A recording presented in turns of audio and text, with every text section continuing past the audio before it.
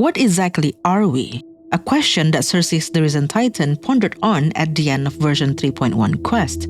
A question that Anaxagoras said that he could find the answer to thanks to the current predicament of his frail body. That's interesting because later in the conversation, Cersei revealed that before she planted her core flame in Anax's body, the man had long been dead. He died trying to protect Cersei's core flame when the Flame Reaver came to the grove to steal it. So it is the fact that he is a dead man walking that gave him the inspiration to answer Cersei's question.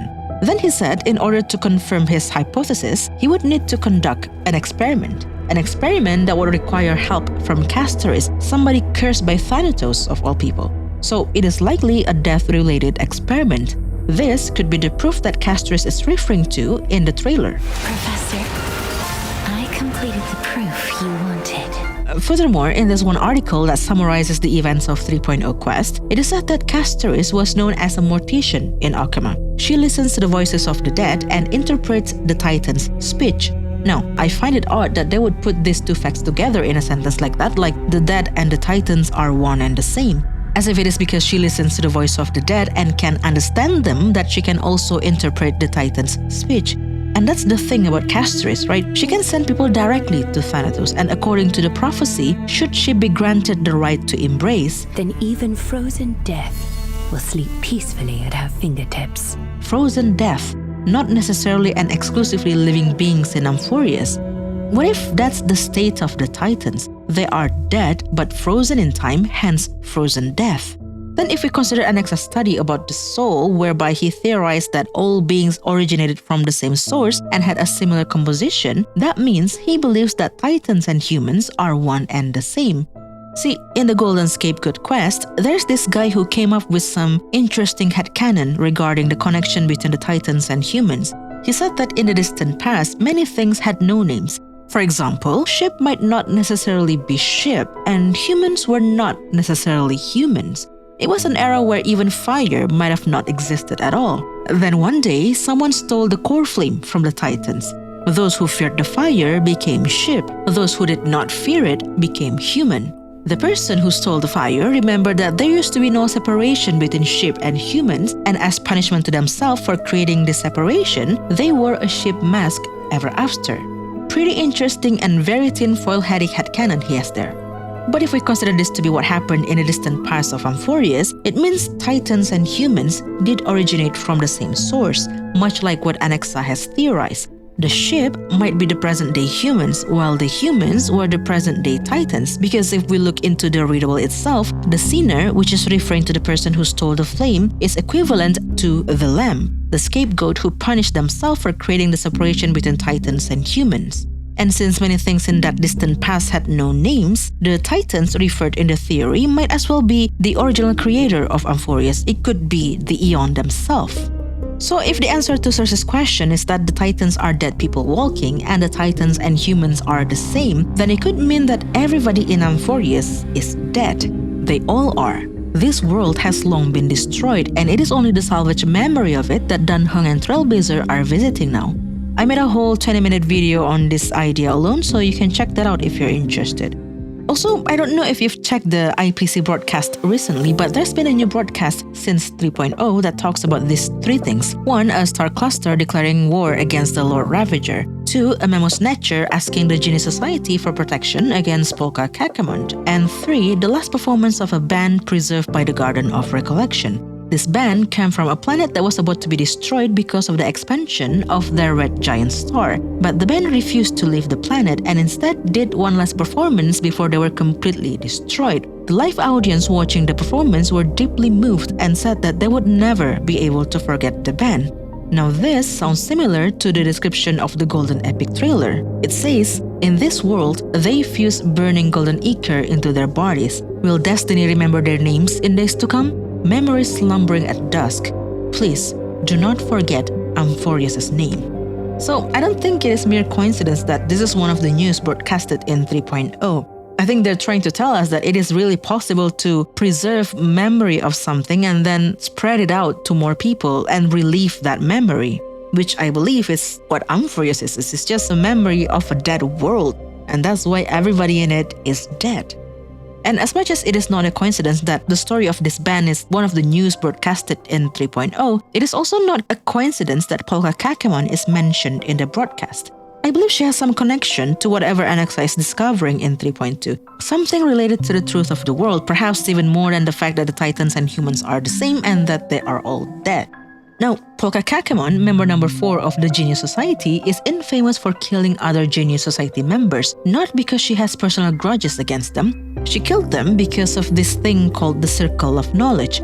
It is believed that all known knowledge to humankind resides within the circle. Everything that is unknown, yet to be discovered, resides outside of it. Now, Polka is dedicated to keeping everyone within the circle. Herta mentioned that whenever she was about to make a breakthrough in her research, every time she was about to break through her circle of knowledge, she would encounter some kind of obstacle. Mechanical failure, data corruption, threats to her personal safety, you name it, she'd encountered it. All sort of unlikely events would happen and stop her from leaving the circle. These unlikely events were Polka's doing. Herta was not the only genius she had stopped, you see, but definitely one of the few whose life Polka has spared, if not the only one. Bohdan, Lambda, and Klein, member number 7, 8, and 9 respectively, were killed by Polka for the topic of their research. Emperor Robert I, member number 27, was murdered because he invented the anti-organic equation and declared the anti-organic wars. Now, perhaps the reason Herta has only been stopped and not killed is because her research has yet to actually break through the circle of knowledge. Perhaps it is because she is an emanator, we don't know. But the others were killed because their discoveries were stepping too close to the edge of the circle of knowledge. But what is this circle? Why does it matter that everyone stays within the circle? Well, Polka believes that the future is predetermined. The past determines the future, just as Nous has calculated. However, Herta found out that while the future is indeed predetermined, there is a limit to it. The future is only predetermined as long as the unstable index of the universe stays within this limit, a limit that she discovered when she solved the solitary wave theory. Once the limit is breached, the future will deviate towards the chaotic unknown. And in the worst-case scenario, finality might come prematurely.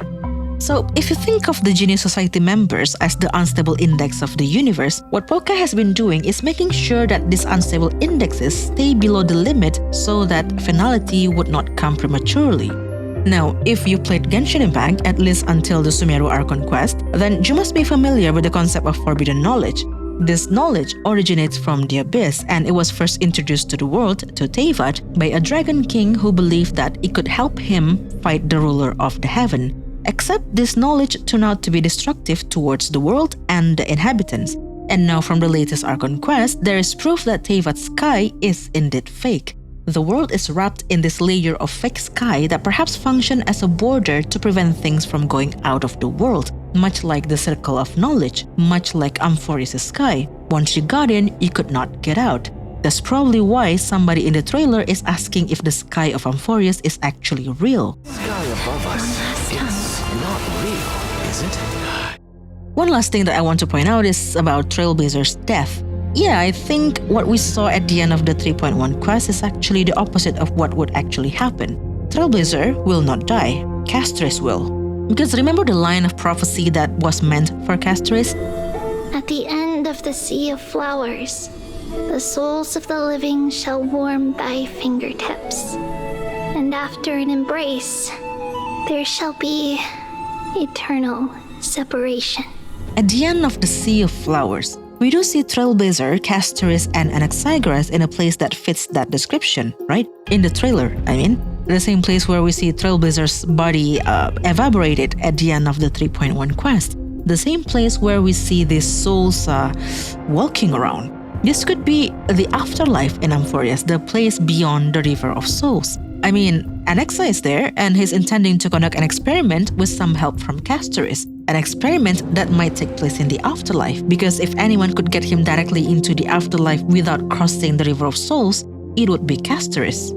So I think what might actually happen is that after their mission in this place is done, perhaps after Castris obtained the Death Titan's core flame, then she would send Trailblazer back to the land of the living while she stays there. Much like Maidi, who departs from Alkema after obtaining his core flame and returns to Custom Kremnos to continue Nikadar's duty, Castris might stay in the afterlife after obtaining her core flame to take over Thanatos' role in Amphorius, hence an eternal separation after an embrace. And that's it. That's all I have for now. I wrote this up in haste after the live stream because I'm going away on a holiday and won't have much time to analyze this until close to the new version. If there's anything that doesn't make any sense, it's probably my scuff writing. Anyway, I hope you're hyped for the new version as much as I am, and I will see you in the next one.